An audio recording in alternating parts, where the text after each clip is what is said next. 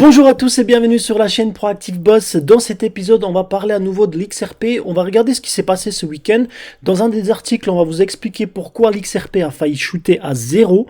Et on va regarder aussi que l'XRP finalement surclasse le BNB, Solana et Cardano en termes de liquidité.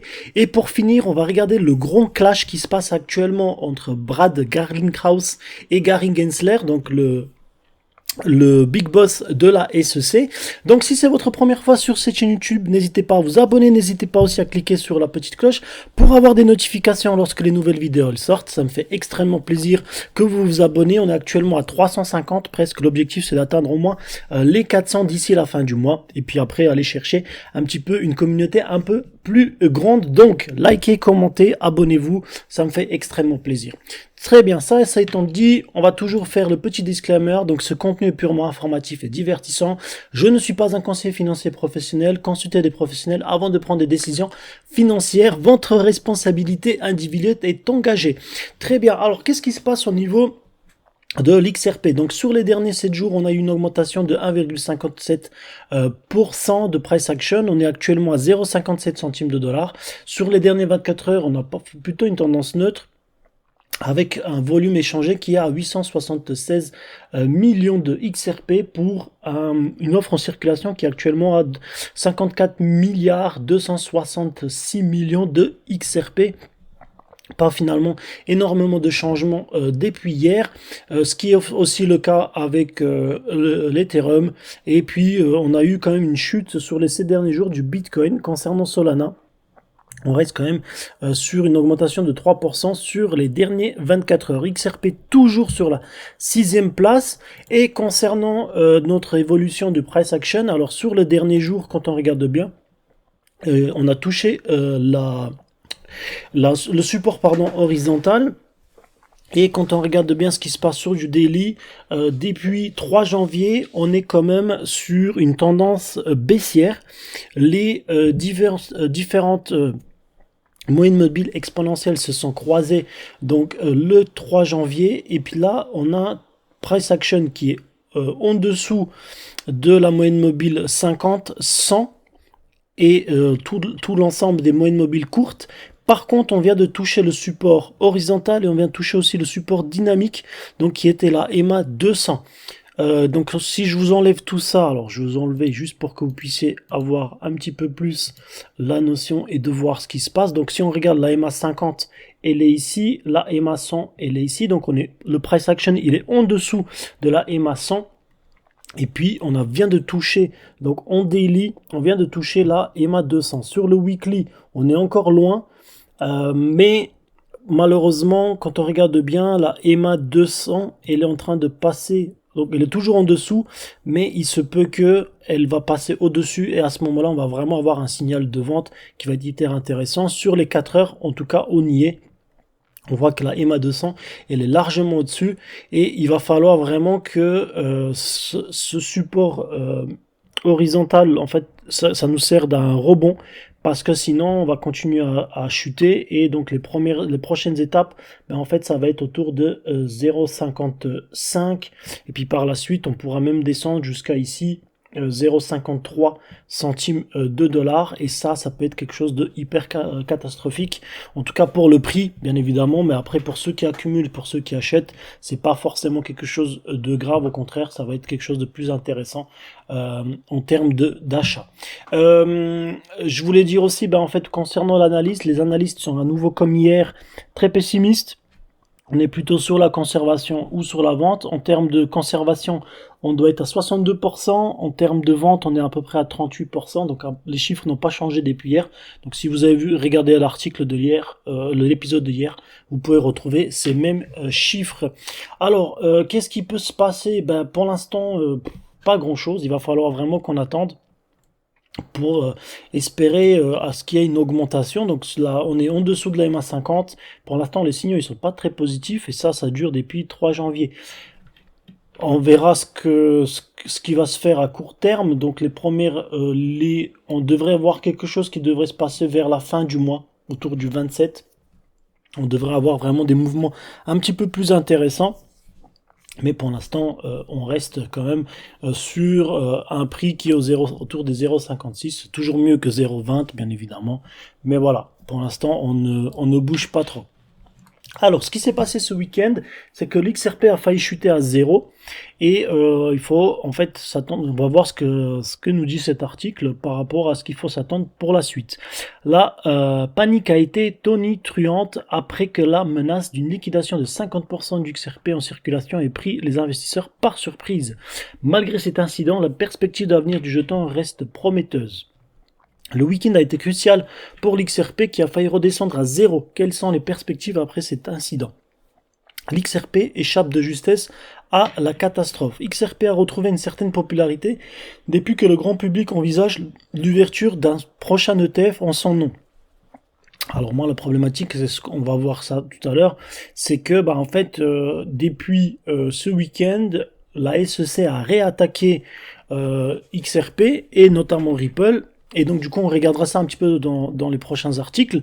Mais en tout cas, c'est vrai qu'il y a une forte chance qu'un ETF XRP arrive, alors pas forcément en 2024, mais plutôt en 2025.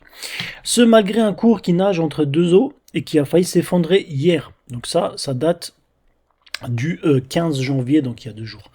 L'XRP, donc en effet, la cryptosphère a été ébranlée par un transfert anormal de 15 milliards de XRP vers Bitfinex, une large somme qui ne représente pas moins de 50% des jetons en circulation. La nouvelle a fait le tour des réseaux, suscitant des interrogations sur la possibilité d'une liquidation imminente. Donc ça c'est aussi, on a abordé un petit peu sur l'épisode précédent. Donc ce qui s'est réellement passé, en fait, il y a eu un piratage. Toutefois, l'inquiétude des investisseurs a rapidement été balayée par Paolo Ardoino, PDG de la plateforme Bitfinex. La transaction en question a été en fait une attaque bien orchestrée. Le pirate informatique a transféré une petite quantité d'XRP avant de modifier le champ des données de la transaction et de gonfler la somme. Par cette manipulation, l'auteur des faits espérait que le logiciel de Bitfinex ne détecte pas la fraude et lui envoie bien 15 milliards de jetons. Finalement, la manipulation a tout simplement échoué pour 2 raisons. La plateforme ne détenait pas l'argent nécessaire et son logiciel a empêché l'exploit. L'histoire a donc fini bien et le cours d'XRP n'a pas réagi à l'événement, ce bien que celui-ci ait pu devenir le piratage le plus meurtrier de la crypto si la manipulation avait marché. L'avenir des altcoins reste radieux. Malgré cette mésaventure, les experts continuent de miser sur l'XRP. La petite pièce de Ripple est encore destinée à des beaux bull run. Ok, donc ça c'est plutôt positif. On en a plus parlé dans l'épisode de hier, mais donc vous pouvez le consulter. Mais voilà, c'est juste pour vous rassurer qu'il n'y a pas de souci. Oui, ça a failli chuter à zéro, mais c'est plus, on va appeler ça un putaclic, parce que c'est pas forcément le cas et ils n'ont pas réussi, donc voilà, plutôt positif. Deuxième chose, donc XRP surclasse BNB, Solana et Cardano en termes de liquidité. Kaiko, leader de l'analyse crypto, a publié son classement trimestriel de la liquidité des principaux crypto. L'étude réalisée sur le 4e trimestre 2023 positionne XRP devant des concurrents comme BNB, Solana et Cardano, bien que ces derniers affichent une capitalisation supérieure. L'analyse souligne l'importance d'évaluer la liquidité réelle au-delà de la seule capitalisation. XRP conforte sa position de leader derrière Bitcoin et Ethereum. Dans le classement de Kaiko, les cryptos sont notés selon les critères comme la profondeur de marché, le nombre d'échanges proposant l'actif ou les volumes échangés. Sur cette base, XRP conserve la 3e position obtenue lors du trimestre précédent, juste derrière les 2 grands géants Bitcoin et Ethereum, mais devant Dogecoin. Cette place confirme la forte liquidité dont bénéficie XRP grâce à son ancrage historique sur le marché crypto. En comparaison, des actifs comme BNB et Cardano ne se classent que 13e et 10e respectivement, alors qu'ils devancent XRP en termes de capitalisation boursière. Cet écart important démontre que la capitalisation théorique ne reflète pas fidèlement l'intérêt concret des investisseurs pour un actif, contrairement à des indicateurs de liquidité tels que ceux analysés par Kaiko. Percée de Solana grâce à la hype de 4e trimestre. L'autre grand gagnant du classement crypto sur le trimestre est le réseau Solana qui bondit à la 5e place contre la 11e rang précédemment. Sol doublait ainsi Litecoin jusqu'à alors 5e. Cette progression spectaculaire s'explique par l'énorme engouement dont Solana a bénéficié entre l'octobre et décembre 2023. Sur cette période, le cours de Sol a littéralement explosé, passant de 23 dollars à plus de 123 dollars. Mais à nouveau, attention, Solana était à 23 dollars, il est passé à 120, mais par contre, il est descendu de 256 dollars. Voilà. Cet emballement soudain pour l'actif Solana s'est traduit par une augmentation massive des volumes crypto échangés et de la profondeur du marché disponible. Ce boom de l'activité a mécaniquement boosté la liquidité mesurée par Kaiko sur le trimestre. La hype autour des NFT des projets décentralisés sur Solana a attiré de nombreux investisseurs, novices comme institutionnels. On va dire plutôt novices qu'institutionnels. Cet afflux subit des capitaux a gonflé les volumes et nourri une spéculation qui a quadruplé le cours de Solana en quelques mois seulement. Cette étude trimestrielle réalisée par Kaiko met en lumière les écarts possibles entre la capitalisation et la liquidité d'une crypto-monnaie. Certains projets en vogue affichent une liquidité relativement faible, tandis que les actifs plus anciens comme XRP excellent de ce point de vue. Analyser les indicateurs de liquidité donne une image plus juste de l'adoption réelle d'une crypto que la seule capitalisation. C'est pour ça que je vous dis, les gars, quand on voit ça, on est au 6e certes, mais voilà. On est réellement là. Réellement, on est là. Donc, pas d'inquiétude. On est juste derrière Bitcoin et Ethereum. Pas d'inquiétude. Ok. Troisième article qui nous parle justement du clash entre Brad Garlinghouse et Gary Gensler. Donc, c'est vraiment un combat entre les deux qui vient de qui va se dérouler, qui va continuer à se dérouler pendant un certain moment. Et donc, alors c'est un peu compliqué parce que des fois Bitcoin, quand je traduis en français de différents sites américains, la traduction est pas forcément bonne. Donc, si jamais je corrige quelques mots, ne vous en faites pas. Au milieu des efforts habituels de l'industrie de la cryptographie, Brad Garlinghouse, PDG de Ripple, a récemment exprimé sa force critique contre Gary Gensler, président de la SEC des États-Unis. Les remarques de Garlinghouse, qui ont qualifié Gensler de responsable. C'est political liability, en gros, c'est un peu comment dire, un passif politique ou comment je pourrais dire, alors, en français ils disent responsabilité politique, mais c'est une gêne politique, on va dire ça comme ça. Voilà, je vais traduire ça comme une gêne politique qui reflète la frustration croissante en sein de l'industrie de la cryptographie concernant la SEC. Donc contre là la façon dont la SEC exécute son mandat. Enfin, c'est son boulot vers la réglementation. Garlinghouse défie Gensler sur Crypto Oversight. Cette critique est centrée sur la gestion de Gensler de divers aspects de l'industrie, y compris le tant attendu l'approbation des fonds négociés en bourse Bitcoin au comptant aux États-Unis et dans la SEC une position agressive contre certaines sociétés de cryptographie, notamment Ripple.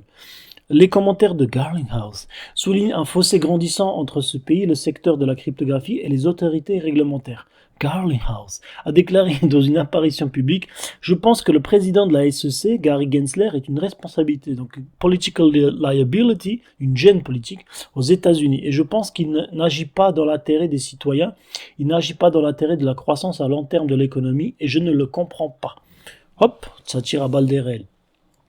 Il en a en outre exprimé l'espoir d'un futur changement de la direction à la SEC, estimant que cela profiterait au peuple des États-Unis. Hop là, c'est ce que je dis, c'est l'année des élections, donc il y aura forcément des changements.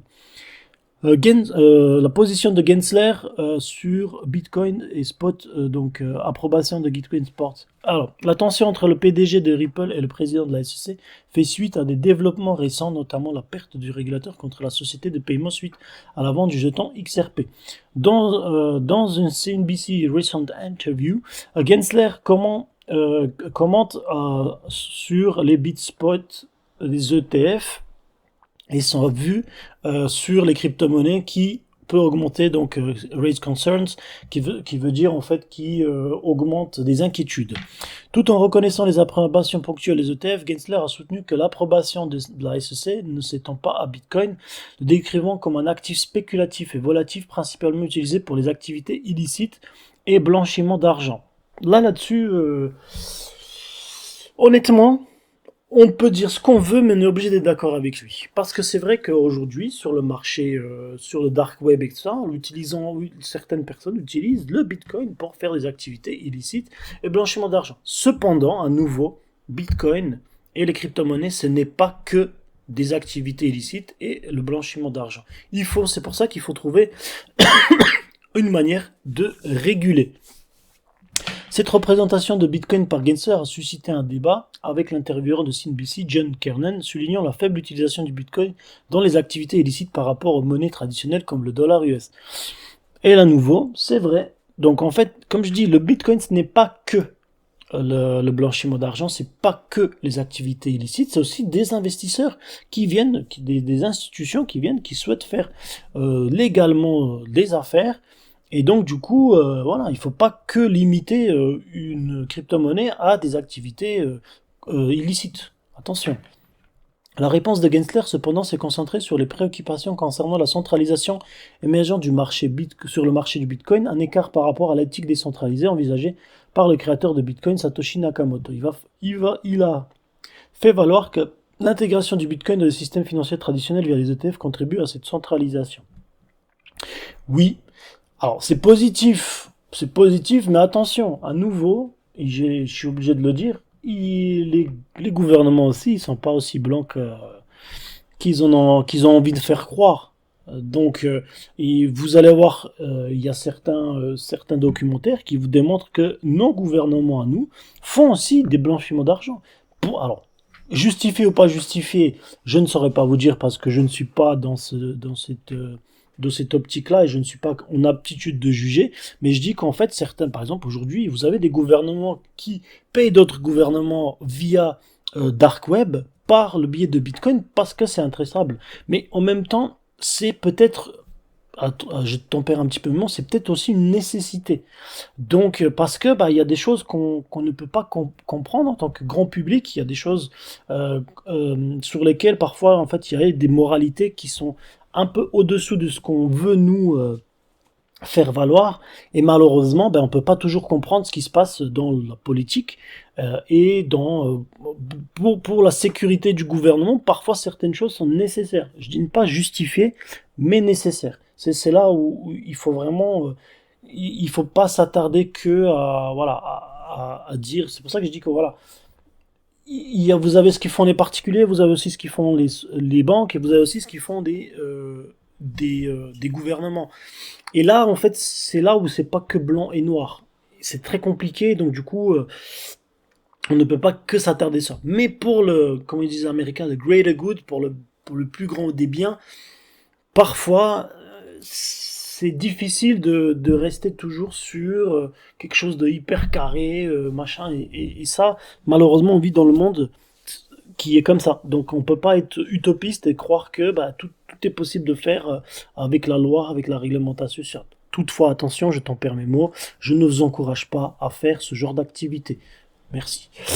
Donc, ces ETF ponctuels sont approuvés par la SEC, donc après la bataille juridique avec Grayscale, un gestionnaire d'actifs numériques, sur une application Spot Bitcoin ETF. Garlinghouse a commenté les défis juridiques répétés de la SEC contre l'industrie de la cryptographie, critiquant l'approche de Gensler. L'une des définitions de la folie est de faire la même chose encore et encore et d'attendre un résultat différent. Je pense que Gary Gensler fait la même chose encore et encore. Il pense que d'une manière ou d'une autre, il va gagner au tribunal. Il a continué à perdre au tribunal. Ouf, ça tire à balles réelles. En fait, là, gentiment, il est en train de lui dire, Monsieur Gensler, vous êtes fou. Voilà. Et je pense qu'il a dit autre chose encore. Mais il faut savoir lire entre les lignes. Alors que les premiers ETF en comptant aux États-Unis détenant directement Bitcoin ont fait leur début notable sur le marché jeudi dernier, le niveau gris a mené le peloton avec donc Grayscale a mené le peloton avec un volume commercial important, suivi de près par BlackRock et Fidelity. Malgré les défis et les débats réglementaires en cours, cette évolution témoigne d'un intérêt croissant et de l'implication des principaux acteurs financiers sur le marché de la cryptographie. C'est normal. Aujourd'hui, vous pouvez avoir des choses qui vont vous coûter pas très cher. Vous allez pouvoir faire une marge qui ne nécessite pas forcément de détenir ou de protéger. Par exemple, bien sûr, il faut quand même avoir des serveurs, etc., etc. Il faut quand même avoir une bonne sécurité au niveau informatique, mais ça coûtera peut-être moins cher que avoir des coffres forts avec de l'or, etc., etc. Donc forcément, bah, les institutions elles se disent, il y a un intérêt pour le public, je vais forcément investir. Voilà. Et pour finir, bah, on a en fait la même chose donc avec Brad Garlinghouse qui critique Mr. Gary Gensler. Donc on va lire cet article assez rapidement. Alors, Brad Garlinghouse critique la SEC et caractérisant sa position sur la réglementation, sur la réglementation cryptographique comme rigide et contre-productive. Donc hier, quand il a parlé au Forum économique mondial à Davos, Garlinghouse a déclaré au CNBC le 16 janvier que l'approche de Gensler n'est pas dans le meilleur intérêt des citoyens et pourrait étouffer la croissance économique. Il a affirmé que les actions de Gensler lui ont rendu une responsabilité politique. Garlinghouse a contesté la classification de Gensler de la plupart des actifs cryptographiques comme titre et spécule qu'il peut être conduit par la politique plus de l'économie ou la protection des consommateurs. Je pense que Gary Gensler fait la même chose encore et encore, s'attendant à gagner au tribunal malgré les pertes répétées. En comparant les cadres réglementaires de l'UE et d'autres régions aux États-Unis, Garlinghouse a exprimé ses préoccupations quant au retard pris par les États-Unis dans l'élaboration des réglementations cryptographiques complètes. Dans les États-Unis, en essayant d'aller public avec un régulateur très hostile qui approuve votre S-1, qui ne semble pas beaucoup, qui ne sont pas beaucoup de plaisir pour moi, qui me fait pas énormément de plaisir. Voilà, c'est ce qu'il voulait dire. À nouveau, c'est traduit par Google parce que c'est un article américain. S'attaquer à l'approbation de Bitcoin ETF, en s'attaquant à l'approbation des ETF Bitcoin, Garlinghouse a parlé des implications pour d'autres ETF basés sur la cryptographie. Je pense qu'il y a une certitude, il ne va pas se mettre un horizon sur le temps, mais je pense qu'il y aura d'autres ETF à coup sûr, et sans engager, bien évidemment, Ripple dans une telle offre. Le PDG de Ripple a transmis cela alors que offre publique initiale reste une possibilité pour la société de solutions de paiement basée sur la blockchain. Elle n'est pas à l'ordre du jour immédiat. Et nous évaluerons à nouveau car nous avons de nouveaux régulateurs assis à la SEC des États-Unis. Il a ajouté. Cependant, un IPO n'est pas une priorité en termes immédiats pour Ripple, suggérant que la société continuera à évaluer la situation au fil du temps.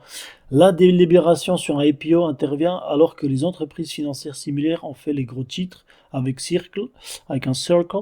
Les créateurs de l'USDC stablecoin des ponts récents d'un IPO aux États-Unis. Au moment de la rédaction du présent rapport, XRP se négocie à 0,57 centimes de dollars, en baisse de 0,75% au cours des 2 dernières 24 heures. Donc selon Bazinga Pro. En fait, on n'apprend pas forcément grand-chose, c'est juste que Brad Garlinghouse continue à se battre contre Gary Gensler. C'est forcément un combat qui va durer encore un moment, sauf si, à nouveau, avec l'année des élections, on se met d'accord et puis finalement Gary Gensler il saute. Et c'est quelque chose qui pourrait arriver parce que voilà, si aujourd'hui, je ne sais pas qui va être président des États-Unis, je n'ai pas forcément la boule magique pour pouvoir prédire. C'est vrai que voilà, Donald Trump il a réattaqué sa réélection. Alors avec tous ces débats autour de ces problèmes judiciaires, est-ce qu'il pourra à nouveau se présenter et devenir président? Je ne sais pas, mais en tout cas je sais que quand Donald Trump il est favorable à la crypto-monnaie, il est aussi favorable au développement économique, et donc du coup la manière dont il fait certaines choses est complètement différente de la manière dont ils font actuellement les démocrates.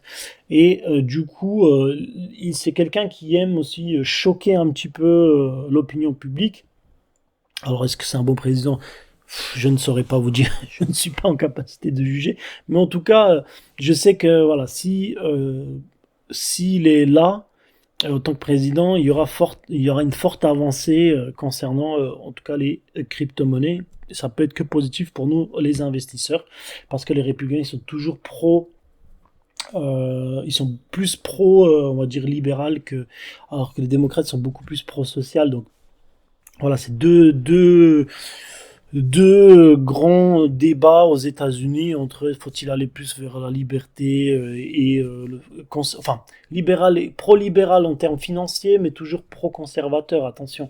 Et aux États-Unis, bah, les démocrates sont beaucoup plus pro-social ils sont toujours en train de taper sur la finance et on le voit hein, depuis que Joe Biden il est en comment dire en tant que président, en poste de président, ben malheureusement, il y a certaines choses qui se développent plus. On rentre dans une espèce de crise, alors que quand Donald Trump était là, bah, malgré son contexte, malgré sa manière d'être, on voyait quand même qu'il y a une progression en termes de marché financier, et ça, c'est quelque chose qui est pas négligeable.